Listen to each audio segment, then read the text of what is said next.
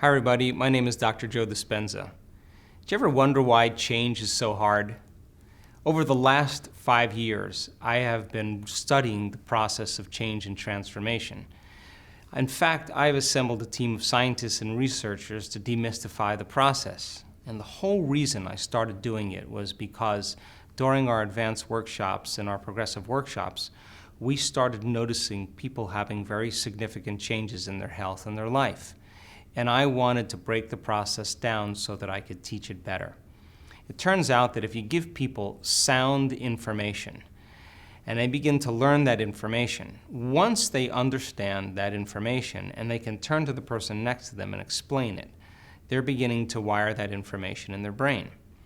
If you then can give them the proper instructions and set up the environment for them to actually practice it and feel safe enough to do it, a lot of people will get their behaviors to match their intentions and actions equal to their thoughts. When they do it properly, they're going to have some type of transformation. Now, my passion is to measure that transformation. And if I could measure that transformation and interpret the measurements, I should have more information to teach transformation the next time. And if I could measure that transformation, then I would have more information to teach transformation the following time. And the idea, of course, is to close the gap between knowledge and experience.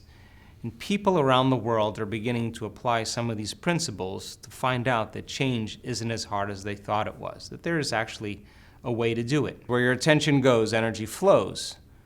And that's an important thing because unconsciously you do this all the time anyway. So if you wake up in the morning and you start thinking about all the people you have to see, the places you have to go, the things you have to do, the objects that you own in your known familiar reality, as you place your attention on those different elements in your external world, your energy goes in that direction, and the side effect of that is, on a more probable than not basis, your body is going to follow your mind. So you wake up in the morning, you have the thought of the toilet. The moment you have the thought of the toilet, your body follows your mind to the toilet. You have the thought of the coffee maker in your kitchen, and the next thing you know, your body follows your mind to the coffee maker. While you're drinking coffee, you have the thought of your shower. When you have the thought of your shower, your body follows your mind to the shower. So you see, your body is always following your mind, but it's following it to the known, not to the unknown. So is it possible then that your body can begin to follow your mind to an unknown experience just like it follows your mind to a known experience? In other words, if you keep investing your attention and your energy into a new future and you keep revisiting it every single day and you use an elevated emotion as energy to drive you to a new future, is it possible then that your body could follow your mind to a new experience in your life, just like it follows your mind to the shower every single day? And by the same means, if you're waking up every single morning and you're connecting to the emotions of unhappiness or futility or pain or fear or victimization, the moment you place your attention on an emotion, and an emotion is a chemical residue of the past. The moment you place your attention on a past experience or a past emotion, you are siphoning your energy out of the present moment into the past. Now, most of those emotions that you experience are connected to memories of people and things and objects at certain times and places in your life. So then as you get in touch with the emotion and you correlate it with someone in your life or something in your life, you're activating the circuits in your brain from the past, and your attention is going into the past. As you begin to think about all the people you have to see and the places you have to go and the things you have to do in your known familiar reality, if your attention is on the known, you are siphoning energy out of the present moment into a predictable future. So most people's attention is either going into the familiar past or the predictable future, and their energy follows. And so now all of their energy is completely commingled into their experience of linear time. And they have a past that they relate to, and they have a predictable future that they anticipate. And they're very, very, very rarely in the present moment. So If your outer environment, if your personal reality, think about this, everything in your personal reality, what is it made of? Bodies, people, objects, things, places, and linear time. That's how we relate to our three-dimensional reality. So your personal reality is made up of all those different knowns in your life. So you have your outer world that's made up of objects and things and people and places, your physical reality, and then you have your inner world of thoughts and feelings. So if where you place your attention is where you place your energy, and a lot of your attention is on your cell phone, and your cell phone is connected to your WhatsApp, and your WhatsApp's connected to your texts, and your texts are connected to your Twitter, and your Twitter is connected to your Instagram. And then, of course, there's your Facebook, and then you have your computer, and you have your emails. Then you have your job, and your boss, and your coworkers, and your enemy, and your family, and your partner. You have your kids, you have your parents, you have your in-laws, you have your friends, you have your siblings, and your face, and your body, and your pain, and money, and the news, and all your attention is going on to all these different aspects of your outer reality. It means then, if you're shifting your attention to all of these objects and people and things in your outer reality, then you're driving energy away from you. All of your attention and your energy is flowing away from you, and you have very little energy in your inner world of thoughts and feelings to create something new. In addition to that, all of those things and objects and people and places that make up your personal reality are already known to you. So then as you put your attention on them, you're putting your attention on the known. And if you keep your attention on the known, you'll keep creating more knowns in your life. Every one of those things has a neurological network in your brain. Every one of those elements is already mapped in your brain. So when you get out of balance and you get stressed to the smallest measure, the act of getting stressed and getting emotional begins to produce a certain amount of chemicals in your brain that begin to arouse the brain and body. The rush of adrenaline and cortisol that's created from the hormones of stress causes you to try to keep everything in your life controlled, to keep it predictable, to keep it orderly. And as you shift your attention to one person, to one problem, to one thing, to one place at one time, you're literally activating those circuits in your brain that are associated with memories of all of those things. Another way to say it is, your energy is completely fractured, and so is your biology and brain. And as your attention moves in all these different directions, it's very difficult to create anything new because our energy is moving away from us in all these different elements. So it makes sense then that we're going to have to disinvest our attention and our energy off of all of those things in our outer world to put enough attention and energy on an unknown experience in our life. So then every one of those people, every one of those problems, any one of those things or objects or places that make up your personal reality has an emotion connected to them. And how do we know that? Because you've experienced them. And emotions are energy and motion.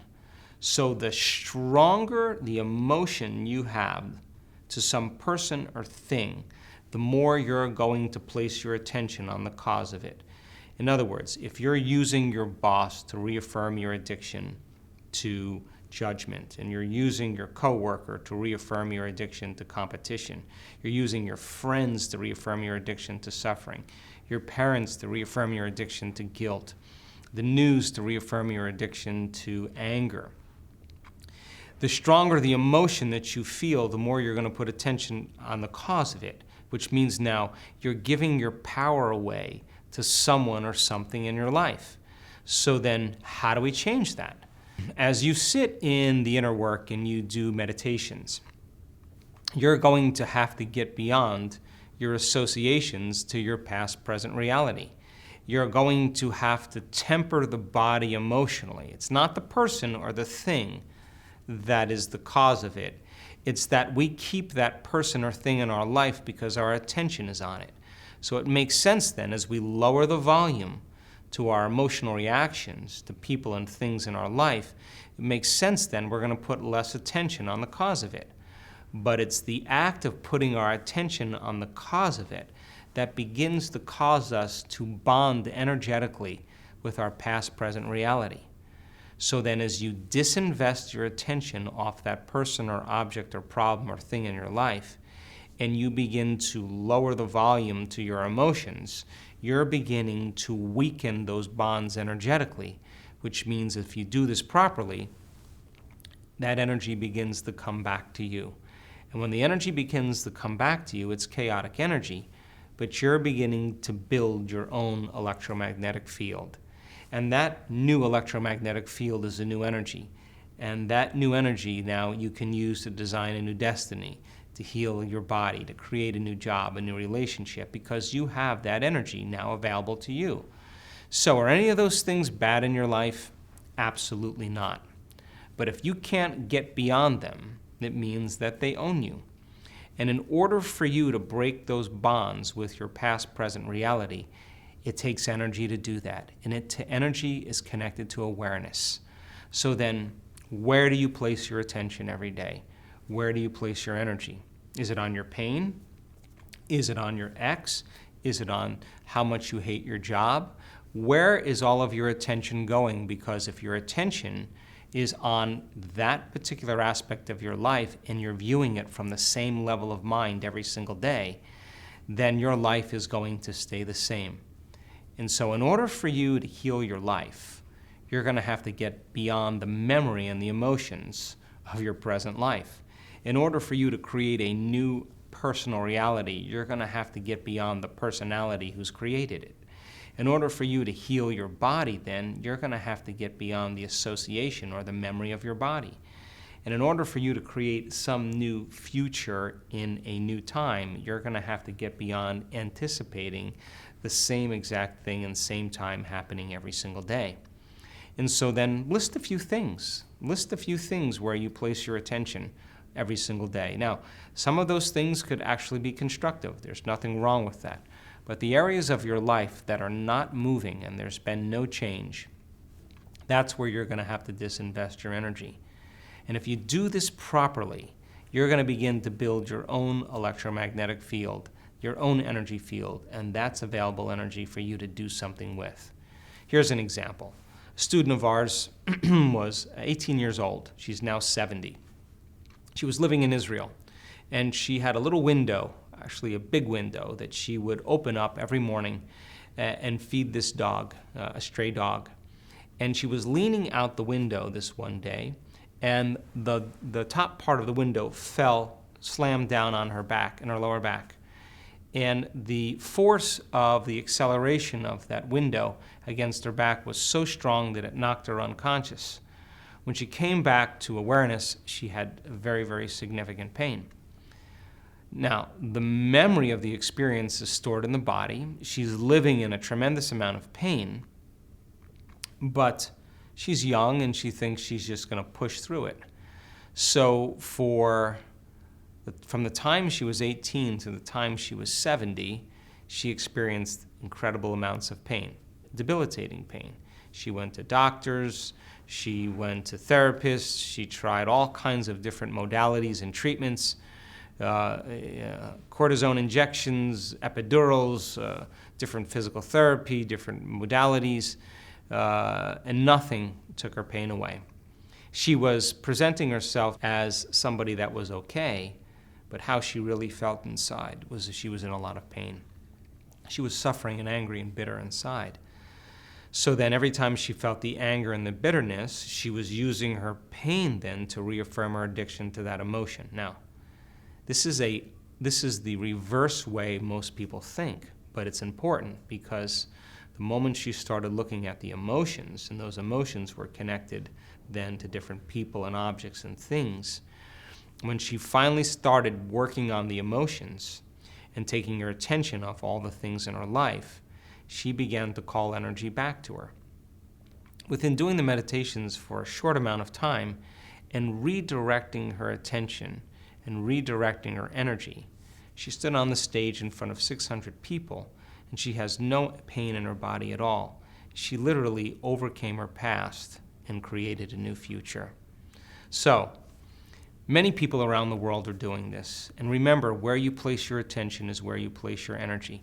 And if you can place your attention on an unknown, and getting clear on what that future would be like, and keep the majority of your attention on that future, and combine it with the emotion of that future, you are going to marry your energy right into that future, and your body's going to follow your mind to a new experience, a new destiny. Give it a shot.